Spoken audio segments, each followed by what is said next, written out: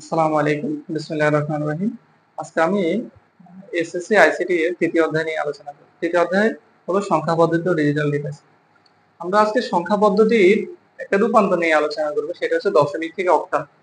আমি বোর্ডে রেখে রাখছি দশমিক থেকে অক্টাল, এটা আমি 2 মিনিটে ইনশাল্লাহ এই জিনিসটাকে কাভার দেওয়ার চেষ্টা করবো। তোমরা যদি এই 2 মিনিট ধৈর্য ধরে দেখো, আশা করি এই পদ্ধতিতে আর তোমাদের কোনো সমস্যা হবে না। তো আমি এখানে শর্ত লেখা রাখছি 10 ভাগ দশমিক সংখ্যা যে কোনো সংখ্যা নিতে ভাগ করতে হয়। আমরা যদি দশমিক একটা সংখ্যা নিই, ধরো 88 একটা সংখ্যা নিলাম, দশমিক একটা সংখ্যা নিলাম, সেটাকে আমরা অক্টালে নিব। এখন শর্ত বলছে দশমিক সংখ্যা যে কোনো সংখ্যা নিলে তুমি কি করতে হবে, ভাগ করতে হবে। তাহলে দশমিক সংখ্যাকে যদি আমি অক্টালে নিতে হয় তাহলে আমাদের ভাগ করতে হবে। ভাগ করবো কত দিয়ে? আমরা 8 দিয়ে। এখন আমরা যদি 8 88 8 দিয়ে ভাগ করি, 8 একে 8, আবার নিচে 8 থাকে, আবার 8 একে 8, 0। দেখো আমাদের রেজাল্ট হচ্ছে 11, আর অবশিষ্ট থাকে কি? 0। আমরা 0 লিখে নিব। রেজাল্ট 11, অবশিষ্ট কত? 0। এরপর আবার 11 আমরা 8 দিয়ে ভাগ করব। তাহলে আমরা যদি 11 লিখি, 11 8 একে 8, আর 9 10 11, মানে 3 থাকে। অর্থাৎ আমরা এখানে বসাবো 1, আর অবশিষ্ট যেটা থাকে সেটা বাহিরে বসাবো। তোমরা আগের পাঠেও সেটা দেখতে পাচ্ছ। এরপর আমরা আবার 8 দিয়ে ভাগ করব। এটা হচ্ছে 1, 1 হচ্ছে 8 থেকে ছোট, এজন্য 8 তে 1 দিয়ে কি করা যাবে না? ভাগ করা যাবে না। তাই আমরা 0 লিখে 1 দ্বারা বের করে দিব।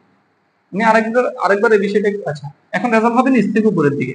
রেজাল্ট হবে কি? নিচ থেকে উপরের, মানে এমএসবি থেকে এলএসবি থেকে, এলএসবি এর দিকে, এই পাশেরটা, মানে 130 থেকে আমরা 8 দিয়ে শেষ।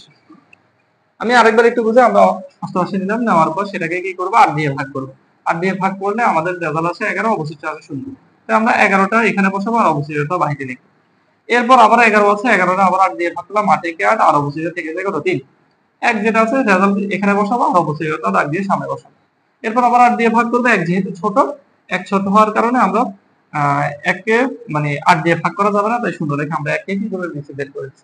রেজাল্ট হবে নিচ থেকে উপরের দিক 130। আশা করি বুঝতে পারছো। আমি আরেকটা অঙ্ক করি, একটু বড় দেখি, তাহলে তোমরা আরেকটু ভালোভাবে ক্লিয়ার হয়ে যাবে বিষয়টা। আমরা 320 নিই, 320 একটা অঙ্ক নিই, সেটা হচ্ছে দশমিক। আমরা দশমিক থেকে নিয়ে যাবো সেটাকে অক্টাল। যদি আমরা দশমিক থেকে সেটাকে অক্টাল নিই, আমরা 320 নিয়ে এটাকে শর্ত অনুসারে 8 দিয়ে ভাগ করব।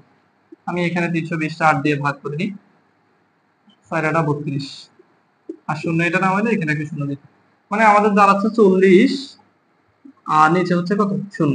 তাহলে 40 হলে 40 যেটা রেজাল্ট সেটা আমরা এখানে বসাবো, আর 0টাকে আমরা কি করব? সামনে রেখে দেব, যেহেতু অবশিষ্ট 0 আছে। এরপর আমরা 8 দিয়ে আবার ভাগ করি 40 কে। 40 দিয়ে যদি 8 তে ভাগ করি, 5 8 40, 5 8 40, মানে 0। রেজাল্ট 5, অবশিষ্ট 0। তাহলে আমরা আবার 5 রেখে অবশিষ্টটা সামনে রেখে দিব। অবশিষ্ট যত আসবে ততটা আমরা কি করব? সামনে রেখে দেব, 0। এরপর আমরা আবার 8 দিয়ে ভাগ করব। এখন 8 দিয়ে ভাগ করলে 5 হয়ে গেলে ছোট, ছোট হওয়ার কারণে মানে 5টা 8 দিয়ে ভাগ করা যাবে না, এই জন্য আমরা 0 লিখে 5টারে বের করে দিই। অর্থাৎ আমাদের রেজাল্ট হবে নিচ থেকে উপরের দিকে। যদি নিচ থেকে উপরের দিকে আমরা রেজাল্টটা লিখি 500। আশা করি বুঝতে পারছো। আজকে এ পর্যন্ত। আল্লাহ হাফেজ।